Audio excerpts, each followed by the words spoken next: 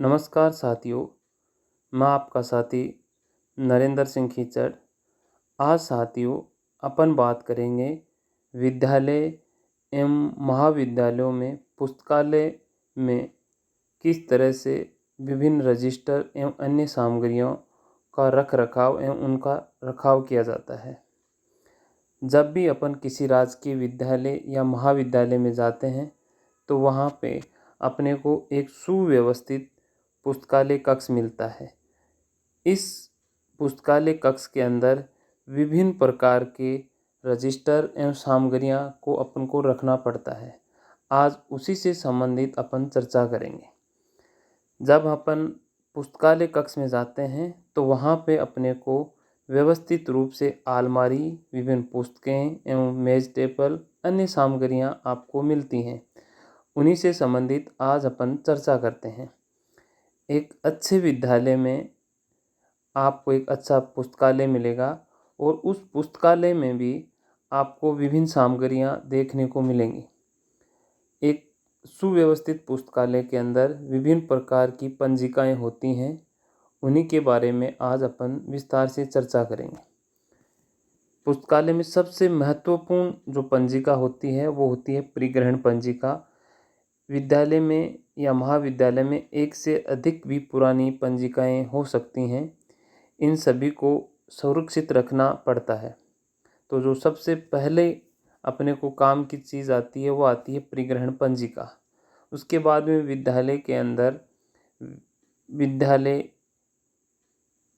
या विद्यार्थी वितरण रजिस्टर आता है, फिर स्टाफ वितरण रजिस्टर आता है, फिर मासिक या पाक्षिक पत्र पत्रिकाओं से संबंधित रजिस्टर भी होता है, दैनिक समाचार पत्र रजिस्टर रहते हैं, स्थायी भंडार पंजिका पुस्तकालय के लिए होता है, स्टेशनरी स्टॉक रजिस्टर होता है, निःशुल्क पाठ्य पुस्तक से संबंधित कई प्रकार के रजिस्टर संधारित करने पड़ते हैं। समाचार पत्र एवं पत्रिकाओं के लिए भी अलग से रजिस्टरों को संधारित करना पड़ता है। पुस्तकालय में अन्य गतिविधियों के लिए भी रजिस्टर रखे जाते हैं और पुस्तकालय में अन्य खारिज रजिस्टर एवं अन्य उससे संबंधित कई अन्य रजिस्टर भी रखे जाते हैं। अपन एक एक की विस्तार से चर्चा करते हैं। सबसे पहले जो सबसे मुख्य पंजिका होती है वो आती है परिग्रहण पंजिका, एक्सेशन रजिस्टर। ये प्रत्येक पुस्तकालय के लिए उसकी आत्मा कही जाती है और सबसे महत्वपूर्ण पंजिका होती है, जिसमें सभी पुस्तकों को क्रम से व्यवस्थित रूप से एक निश्चित नंबर देके, निश्चित क्रमांक देके रखा जाता है। इस परिग्रहण पंजिका के अंदर कई कॉलम मिलते हैं कि सबसे पहले इसमें जो प्राप्ति दिनांक आती है वो लिखी जाती है। उसके बाद में उसकी परिग्रहण क्रमांक लिखे जाते हैं, फिर उस ऑथर का नाम लिखा जाता है, फिर इसका टाइटल आता है, फिर इसका वॉल्यूम आता है, फिर इसका एडिशन आता है, फिर उस प्रकाशन का दिनांक आता है, फिर उसमें कितनी पृष्ठ हैं, उसके बाद में वह स्थान तथा प्रकाशक का एड्रेस आता है, फिर किस सोर्स से अपने को मिली है, उसके बाद में बिल नंबर है, उसकी डेट आती है, उसके बाद में उसका प्रकाशित मूल्य कितना है यानी पब्लिश्ड प्राइस कितनी है वो लिखी जाती है, एवं उसका वास्तविक मूल्य कितना है, उसके कॉल नंबर कितने हैं, और लास्ट के अंदर कोई विशेष रिमार्क वाली चीज़ें आती हैं। तो ये सारी चीज़ों को क्रम से एक पुस्तकालय अध्यक्ष इनको व्यवस्थित करके रखता है और इसी क्रम में इन पुस्तकों को अलमारियों में सजा के भी रखता है। इसके बाद में परिग्रहण पंजिका के बाद में दूसरा जो मुख्य रजिस्टर आता है वो इश्यू रजिस्टर आता है, जो स्टूडेंटों को अपन बुक देते हैं। इसके अंदर भी वही कॉलम अलग अलग तरह से मिलेंगे अपने को। इसको पुस्तक अवदान पंजिका भी कहते हैं। इसके अंदर भी वही कॉलम होते हैं, जैसे सीरियल नंबर क्या है, पुस्तक जारी करने की दिनांक, किस तारीख को अपने इश्यू की है वो बुक के नंबर कितने हैं, पुस्तक का शीर्षक कितना है, ले जाने वाले पाठक का नाम क्या है, उसकी कक्षा क्या है, उसका वर्ग क्या है, उसकी अगर कार्ड संख्या आपने जारी कर रखी है तो वो कार्ड संख्या भी लिखी जाती है। ले जाने वाले के यहाँ हस्ताक्षर किए जाते हैं, उसके देने की दिनांक लिखी जाती है, उसकी वापसी की दिनांक लिखी जाती है, दंड अगर उसको कोई फाइन कुछ भी अगर लगा है वो लिखा जाता है। उसके बाद में पुस्तकालय अध्यक्ष के हस्ताक्षर होते हैं और अंत के अंदर उसमें कोई रिमार्क टिप्पणी की जाती है। इस तरह से ये सारी कॉलमों को भरते हुए सारी कॉलमों को जब पूर्ति कर ली जाती है, उसके बाद में एक बच्चे को, एक स्टूडेंट को ये इशू की जाती है। उसके बाद में जो तीसरा रजिस्टर आता है वो आता है इशू रजिस्टर फॉर स्टाफ, यानी अपने कर्मचारियों के लिए जो अपन पुस्तकें उनको इशू करते हैं उनके लिए भी एक अलग से पंजिका रखी जाती है। उसको पुस्तक अवदान पंजिका कर्मचारी या उनके सदस्यों के लिए होती है। उसमें भी सामान्य से कॉलम अपने को मिलेंगे। वो सीरियल नंबर मिलेगा, डेट ऑफ इशू जारी करने की दिनांक मिलेगी, बुक नंबर मिलेंगे।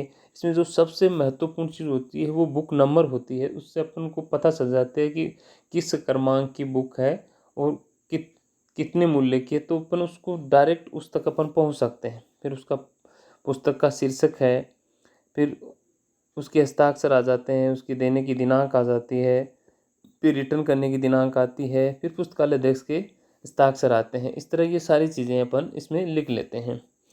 अगला जो रजिस्टर आता है वो मैगजीन के रिकॉर्ड से संबंधित आता है। विद्यालय के अंदर या महाविद्यालय के अंदर बहुत सी पत्र पत्रिकाएं आती हैं, उनका भी रिकॉर्ड रखा जाता है।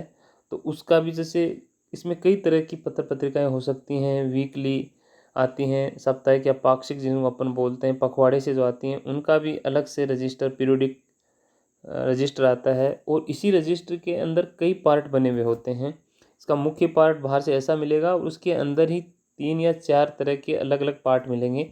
उसके अंदर एक में अपने को साप्ताहिक पत्र पत्रिकाओं से संबंधित विवरण मिलेगा, और जो अंदर साप्ताहिक वाले हैं उसके अंदर अलग कॉलम मिलेंगे आपको। जो दैनिक डेली न्यूज़पेपर आते हैं उनसे संबंधित अलग कॉलम मिलेंगे। उसमें 1 से लेकर 31 तक दिनांक लिखी हुई होगी। इधर अपने को टाइटल लिखना पड़ेगा कि अपने कौन कौन से न्यूज़पेपर आ रहे हैं विद्यालय या महाविद्यालय में, उनके क्रमांक लिखने पड़ेंगे और उनकी दैनिक उपस्थिति लिखनी पड़ेगी, किस किस दिन अपने पास न्यूज़पेपर आए हैं, और अंत में उनको कितनी संख्या में हुए, कितने मूल्य हुआ, कितना उनका बिल नंबर हुआ, कितने पैसे दिए, कितने अमाउंट से दिए, और अंत में हस्ताक्षर वगैरह सारी चीज़ें अपने को लिखनी होती हैं।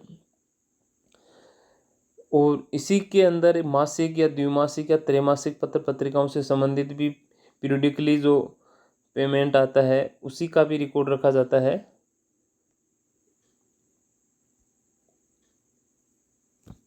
अगला आता है अपने पास permanent stock register. Permanent stock register में क्या किया जाता है कि इसके अंदर अपनी जो स्थायी चीज़ें होती हैं स्थायी भंडार के अंदर, वो भी विशेष तौर से पुस्तकालय के अंदर, जैसे अलमारी है, मेज़ है, कुर्सी है, उन सभी को इसके अंतर्गत रखा जाता है। उसमें भी निश्चित कॉलम दिए हुए होते हैं, उन कॉलमों को भर के रखा जाता है कि कितनी तारीख को अपने को सामान लाए थे, कितनी तारीख को अपन को प्राप्त हुआ था, कितने मूल्य का था। वो सामान्य सी सारी चीज़ें इसके अंदर आती हैं। उसके बाद में स्टेशनरी स्टॉक रजिस्टर अलग से आता है कि अपन जो सामान लेके आते हैं उनका अलग ये संधारण करना पड़ता है। उसके बाद में आजकल विद्यालयों के अंदर एक निःशुल्क पाठ्य पुस्तक से संबंधित योजना चलती है। उसमें सभी बच्चों को जो उस कैटेगरी में आती हैं उनको राज्य सरकार फ्री में बुक निःशुल्क पुस्तकें उपलब्ध कराता है। उनका भी अपने को संधारण पुस्तकालय अध्यक्ष को रखना पड़ता है।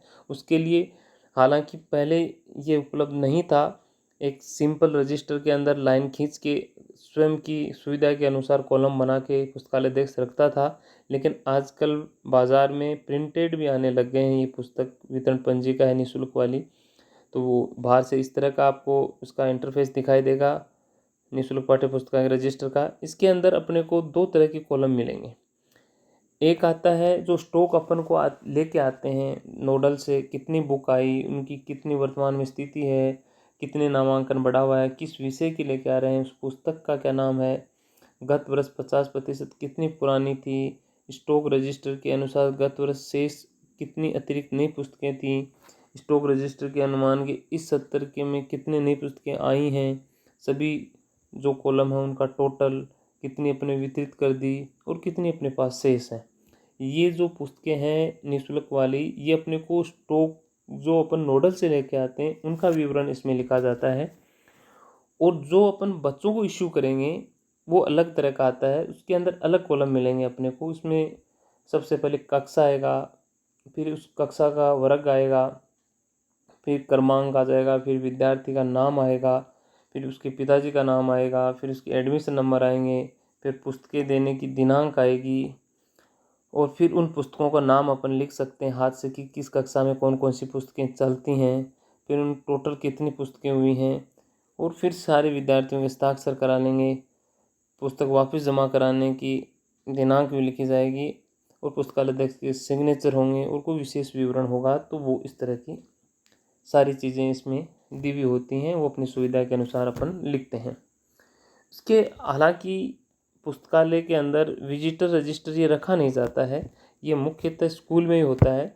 लेकिन अगर आपके विद्यालय में बहुत बड़ी लाइब्रेरी है और विशेष पर्पज़ आपके पुस्तकालय को देखने के लिए कोई विजिटर आता है, कोई अधिकारी आता है, तो अपन या आप एक अलग से विजिटर रजिस्टर रख सकते हैं और उसमें जो भी अधिकारी आता है उसका अच्छे से सुसज्जित आपने कर रखी है, तो उसके अंदर उसका आप रिमार्क डलवा सकते हैं उस विजिटर बुक के अंदर कि भाई आपको ये विजिटर बुक कैसी लगी, इसके लिए, या ये विजिटर बुक क्या, इसमें ये पुस्तकालय कैसा लगा, आप में इसमें क्या सुधार होने चाहिए। जो भी विजिटर आता है वो अपनी तरफ से उसके अंदर लिख देगा। तो ये सारे रजिस्टर थे, और विजिटर बुक के अंदर लिखने के बाद में एक अन्य रजिस्टर और अपन रख सकते हैं, मूवमेंट रजिस्टर। ये भी हालांकि अपन जो विद्यालय में रखा जाता है वो ही रख सकते हैं, लेकिन ये मूवमेंट रजिस्टर अपन जो पुस्तकालय के अंदर जो बच्चे पढ़ते हैं, जैसे सुबह उन्होंने बुक इशू करा ली और बीच में कहीं जाते हैं या कहीं अन्य कोई कारण से इधर उधर छोटा मोटा मूवमेंट, कक्षा में पीरियड लेने गए, बुक ले गए बीच में, तो उसका संधारण अपन कर सकते हैं। हालांकि ये बहुत बड़ी जो लाइब्रेरी होती है उन्हीं में रखा जाता है, विद्यालय स्तर पर इसका उपयोग नहीं किया जाता है। तो साथियों, ये थे पुस्तकालय से संबंधित विभिन्न प्रकार के रजिस्टर, उनके प्रारूप, उनके ड्राफ्ट आपको मैंने बताए। आशा करता हूँ कि ये सारे आपके समझ में आ गए होंगे। अगर अच्छे लगे हों तो धन्यवाद, अगर इसमें कोई सुधार करना है तो भी मुझे ज़रूर बताएं। बहुत बहुत धन्यवाद आप सभी का।